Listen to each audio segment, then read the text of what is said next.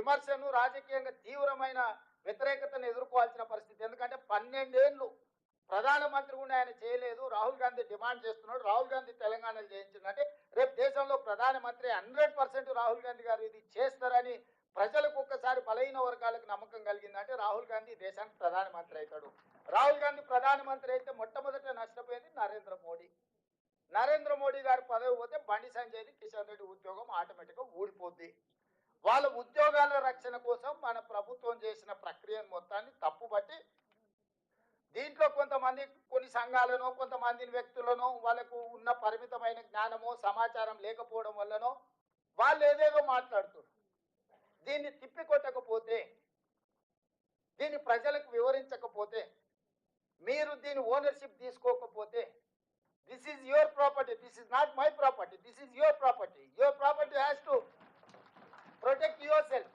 మీకు ఒక ఆస్తిని జమ చేసి రాహుల్ గాంధీ గారు ఇస్తే మీరు ఆ ఆస్తిని కాపాడుకోకపోతే రేపు భవిష్యత్తులో ఏం చెప్పుకుంటారని నేను అడుగుతున్నా. ఇక్కడ ఉన్న మిత్రులందరూ, మీరందరూ చదువుకున్న వాళ్ళు, నాకంటే గొప్ప చదువులు చదువుకున్న వాళ్ళు, మీకు సోషల్ ఇంజనీరింగ్ తెలిసిన వాళ్ళు, సోషల్ రెస్పాన్సిబిలిటీ ఉన్న వాళ్ళు ఇందులో ఉండరు. మీరు ఎవరికి వాళ్ళు ఏదో లేదు రేవంత్ రెడ్డి గారు చేసి ఆయన చెప్పుకుంటారులే, పట్టి విక్రమార్క చేసి ఈయన చెప్పుకుంటారులే అంటే ఇది అల్టిమేట్గా ఎవరికి నష్టము? మరి ఇక మీరు అందరు కట్టబట్టుకొని బయటకు బయలుదేరకుండా ఎక్కడికక్కడ మీరు ఎవరికి వాళ్ళు సైలెంట్ కూర్చుంటే, సైలెంట్ స్పెక్టేటర్స్ కింద ఉంటే ఇది 100% మీకు తీరని నష్టము. ఇక ఈ దేశంలో ఇంతకంటే ఒక పకడ్బందీ ప్రక్రియతో చేయగలిగిన రాష్ట్రం లేదు. అన్ని రాష్ట్రాలను చూసి ఒక పకడ్బందీ ప్రక్రియతోటి ఈరోజు నేను ఇది చేపట్టిన. దీన్ని మీరు కాపాడుకోండి. దీన్ని కాపాడుకోకపోతే ఇక నా శక్తి మేరకు నేను చేసిన. ఇక దీన్ని మీరందరూ కలిసి కంచేసి కాపాడుకోవాల్సిన సందర్భం వచ్చింది. దీన్ని కాపాడుకోండి. కాపాడుకోవడమే కాకుండా ప్రజల దగ్గరికి తీసుకెళ్ళాలి. కాంగ్రెస్ పార్టీ కార్యకర్తలుగా, కాంగ్రెస్ పార్టీ అభిమానులుగా రేపు రాహుల్ గాంధీ గారిని మనం ప్రధానమంత్రిని చేయాలంటే ఓ కార్యాచరణ మనకు ఉండాలి. కార్యాచరణ లేకపోతే కూడా మనం ఈ ప్రక్రియను ప్రజల దగ్గరికి తీసుకెళ్ళలేము. ఒకటి, మనం ఏ రకమైన ప్రక్రియ ద్వారా ఈ సమాచారాన్ని సేకరించి క్రోడీకరించి ఈరోజు మనం లెక్కలు చెప్తున్నామో, లెక్కలు తప్పని కాదు, ఎక్కడ తప్పు ఉందో చూపించమని సవాల్ విసురుతున్నా కేటీఆర్ను, హరీష్ రావును, కిషన్ రెడ్డిని, బండి సంజయ్ని, రేవంత్ రెడ్డి, తెలంగాణ రాష్ట్ర ప్రభుత్వము, మహేష్ కుమార్ గౌడ్ గారు పిసిసి అధ్యక్షుడిగా ఈరోజు మేము కట్టిన లెక్క తప్పైతే ఎక్కడ తప్పు ఉందో చూపించమని సూటిగా అడుగుతున్నా. నేను ఉత్తగానే తప్పు అని దీన్ని మొత్తాన్ని బుట్టదాఖలు చేసేదానికి కుట్ర జరుగుతుంది. కుట్రగా చేయడంలో భాగంగానే తప్పు అని మాట్లాడుతారు. ఫలానా దగ్గర తప్పు ఉందని ఇప్పటివరకు ఎవరైనా చూపించారా? ఎవరైనా మేధావులని మీటింగులు పెట్టి చెప్పేటోళ్ళు రేవంత్ రెడ్డి చేసిన ఫలానా ఊర్లో కొండారెడ్డిపల్లిలో ఫలానా దగ్గర ఈ బీసీ బదులు ఓసీ అని రాసిందని మళ్ళీ లెక్క చూపించిందా? పోనీ ఫలానా దగ్గర ఈ లెక్కలో తప్పు ఉందని ఎప్పుడని చెప్పిందా? ఏదీ లేదు. జస్ట్ బట్టగాల్చి మీద వేస్తావు, నువ్వు తుడుచుకుంటే తుడుచుకో, లేకపోతే నువ్వే కాలిపోతావు. ఆర్పుకో, తుడుచుకో. సో తొండిగా మొండిగా వాళ్ళు వాదిస్తున్నారు. రాజు గొప్పడా మొండోడు గొప్పడా అంటే ఒకసారి మొండోడు గొప్పడు అన్నాడు అంటే వెనకట్టుకోవడం. ఇవాళ మనం ఇంత ధర్మంగా ఇంత కార్యక్రమం, మీరందరూ ఎవరు నన్ను ఒత్తిడి ఏం చేయలే కదా, మీరు ఎవరు వచ్చి నన్ను అన్న ఎందుకు చేస్తలేవు అని ఎప్పుడైనా అడిగిరా? నేనే బాధ్యత తీసుకొని ఫిబ్రవరిలోనే పొన్నం ప్రభాకర్ గారితో అసెంబ్లీలో తీర్మానం చేయించి అక్కడి నుంచి మంత్రివర్గ ఉపసంఘాన్ని వేసి, అక్కడి నుంచి డెడికేటెడ్ కమిషన్ వేసి, అక్కడి నుంచి బీసీ కమిషన్ వేసి, అక్కడి నుంచి అధికారులను ఇతర రాష్ట్రాలకు పంపించి, అక్కడి నుంచి మొత్తం సమాచారాన్ని సేకరించి నేను ఒక పద్ధతి ప్రకారము ఇవాళ దీన్ని చేసి ఒక లెక్క తేల్చిన. ఈ లెక్కల వల్ల ఏం ప్రయోజనం, ఆ ప్రయోజనాలు ఎట్లుండాలి, కులాలు ఉపకులాలకు ఎట్లా ప్రయోజనం చెందాలి, నా సెకండ్ ఫేజ్. ఫస్ట్ ఫేజ్ మీ లెక్క తెలుసుకోండి.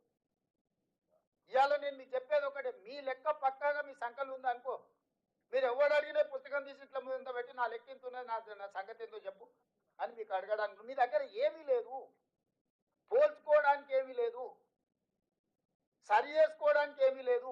ఈరోజు ఫస్ట్ డాక్యుమెంట్, ఇప్పుడు రాజ్యాంగం కూడా బాబాసాహెబ్ అంబేద్కర్ గారిని చైర్మన్ చేసి ఒక రాజ్యాంగాన్ని రాసుకున్న తర్వాత పరిపాలనలో అమలు చేస్తూ పోయినప్పుడు సవరణలు చేసుకుంటూ వచ్చారు. ఒకవేళ అవసరం అనుకుంటే అప్పుడు సిచ్యువేషన్ ప్రకారం ఆ రోజు ప్రజలకు ఏం అనుకూలం ఉందో కొన్ని సవరణలు వేసినప్పుడు 76th అమెండ్మెంట్ ఇంతకుముందే వినయ్ గారు చెప్పారు, రాజ్యాంగంలో 77వ సవరణ ద్వారా మనం కొన్ని మార్పులు చేసుకున్నామని.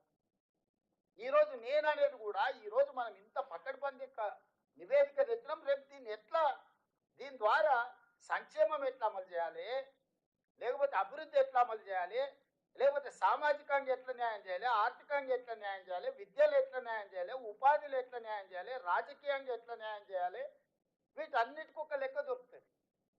ఆ లెక్క మీరు అడగడానికి ఉంటుంది. ఇది శాశ్వతంగా చరిత్రలో నిలబడిపోయే ఒక కాంప్రహెన్సివ్ డెడికేటెడ్ కాస్ట్ సర్వే. ఇందులో ఒక బీసీల లెక్క చేయలే, రెడ్డి లెక్క ఉంది, వెల్మోల లెక్క ఉంది, కమ్మోల లెక్క ఉంది, అయ్యగార్ల లెక్క ఉంది, సేట్ల లెక్క ఉంది, చిన్న చిన్న మేరీ, ఇప్పుడు మా రాజేందర్ వచ్చిన మేరీ కాకపోతే ఆరకట్క కావచ్చు, చిన్న చిన్న మైన్యూట్ కులాలు ఉప కులాలను కూడా మనం లెక్క తీసినాము. It is not that easy. No politician can take this type of risk.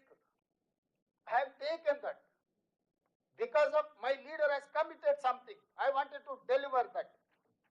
మా నాయకుడు ఒక కమిట్మెంట్ ఇచ్చి నా కమిట్మెంట్ను ఫుల్ఫిల్ చేయడం, ఆయన నా మీద ఎంత విశ్వాసం ఎంత నమ్మకం ఉంటే నన్ను రాష్ట్రానికి ముఖ్యమంత్రి చేయమని ఖర్గే గారు రాహుల్ గాంధీ గారు నిర్ణయం తీసుకొని ఉంటారు.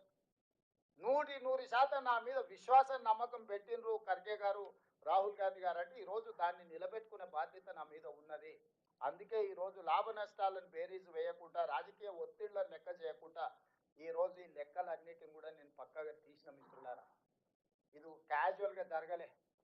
ఎన్నో రివ్యూస్ మీటింగ్స్, ఎన్నో ఇన్స్ట్రక్షన్స్, ఎన్నో ఫాలో అప్లు చేసి ప్రతి కలెక్టర్తో నేను మాట్లాడిన, కలెక్టర్స్ కాన్ఫరెన్స్ చేసిన, కలెక్టర్లను ఇక్కడికి పిలిచి కలెక్టర్స్తో కంప్లీట్గా ఇంటరాక్ట్ చేసిన, అన్ని కలెక్టర్లను ఎట్లా చేయాలనేది అందరు ఆఫీసర్లను నేను పర్సనల్గా సెక్రటేరియట్ పిలిచి గంటల కొద్దీ కూర్చోబెట్టి వాళ్ళందరికీ సూచనలు ఇచ్చి, ఎక్కడ కూడా మిస్టేక్ జరిగితే అసలు ప్రభుత్వం ఎవరిని స్పేర్ చేయదు, ఎవరిని క్షమించదు అని చెప్పి వాళ్ళందరిని కూడా ఒక క్రమశిక్షణతో కూడుకున్న కార్యాచరణతో ఈరోజు లెక్కలు తేల్చినాము.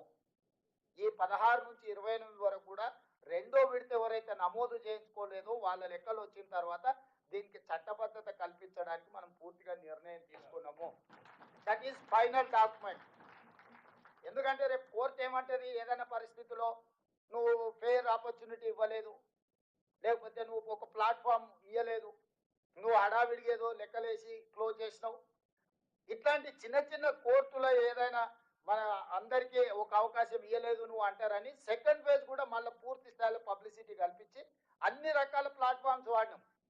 అప్పుడు మనం ఇండ్ల దగ్గరికి పోయినాం, అప్పుడు మనం అధికారులను పంపించినాం, ఇప్పుడు ఆన్లైన్ ఇచ్చినాం, వాళ్ళకు టోల్ ఫ్రీ నెంబర్ ఇచ్చినాం, గవర్నమెంట్ ఆఫీసులలో ఇచ్చినాం, అన్ని రకాల ప్రక్రియలు మనం తీసుకున్నాము.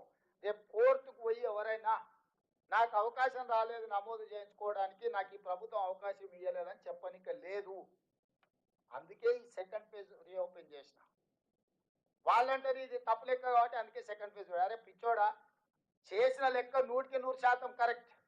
ఎవరైతే ఇందులోకి 3.1% బయట ఉన్నారో బడి బయట ఉన్న వాళ్ళని బడికి రమ్మని మళ్ళీ పిలిచినాం. బడి బయట ఎవడు ఉన్నాడా, లెక్కలకు రాకుండా చంద్రశేఖరరావు, హరీష్ రావు, తారక రామారావు ఉన్నాడు. జనాభా లెక్కలలోనే లేరు. జనాభా లెక్కల నుంచి కొట్టేయాల్సిన పరిస్థితి వచ్చింది. నేను మా సంఘాల మిత్రులు చెప్తున్నా, వాళ్ళు ఇంటి ముందర పోయి డప్పు కొట్టురు, మేల్కొల్పు డప్పు. మా సంఘాలలో చేసినోని నన్ను తిడతారేదా, చేసినోని నిలబెట్టి లైన్లో నిల్చోబెట్టి లెక్కలు కట్టకుండా. ఇవాళ బీసీ సంఘాలకు నా విజ్ఞప్తి ఒకటి, అరే ఇంత కష్టపడి మీకోసం తల బగల కొట్టుకొని మీకు ఏదో ఒకటి చేయాలా, మా నాయకుడు చెప్పిండు, దీన్ని